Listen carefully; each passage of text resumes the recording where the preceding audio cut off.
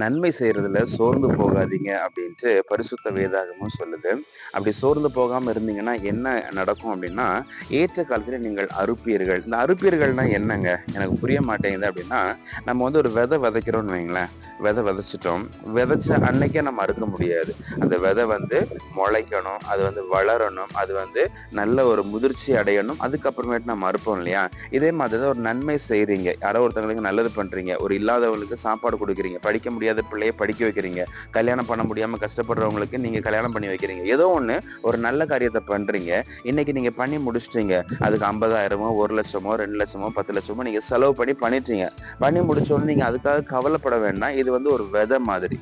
எப்படி நிலத்துல வந்து ஒரு விதைய விதைச்சிட்டீங்களோ, விதைச்சதுக்கு அப்புறமேட்டு அந்த விதை வந்து இருந்து நீங்க ஒருவேளை மறந்து போயிருக்கலாம். விதைச்சிட்டு நீங்க போயிட்டீங்க, மறந்துருக்கலாம். பட் அது வந்து இருந்து ஒரு நாள் முளைக்குது, ஒரு நாள் வளருது, ஒரு நாள் செழித்து இருக்கும்போது ரொம்ப நாளுக்கு அப்புறம் ஒரு 5 மாசம் 6 மாசத்துக்கு அப்புறம் திரும்பி வந்து பார்க்கும்போது சூப்பரா இருக்குது அப்படின்ட்டு நீங்க அதோடைய கதிர் அதுல வந்து ஏதோ ஒண்ணு பறிச்சு சாப்பிடுறீங்கல்ல.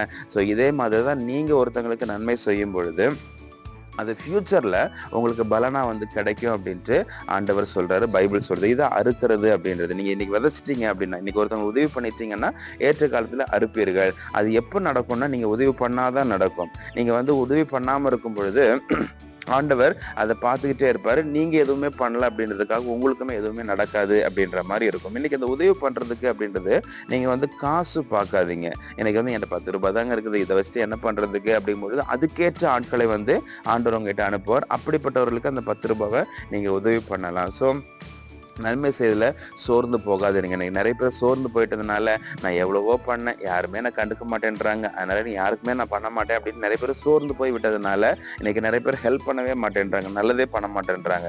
ஸோ சோர்ந்து போகாதிருங்கள். சோர்ந்து போகாம இருந்தீங்கன்னா ஏற்ற காலத்துல நீங்கள் அறுப்பீர்கள் அப்படின்ட்டு வேதம் சொல்லுது. அப்ப நீ இன்னைக்கு சோர்ந்து போகாம நீங்க செய்யும் பொழுது ஏற்ற காலம் அப்படின்றது நம்மளுக்கு தெரியாது. அது 10 மாசமா இருக்கலாம், 10 வருஷமா இருக்கலாம்.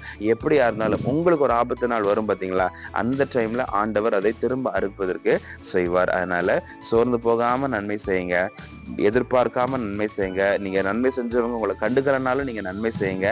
ஆண்டவர் ஏற்ற காலத்துல உங்களுக்கு அறுவடையை தருவார்.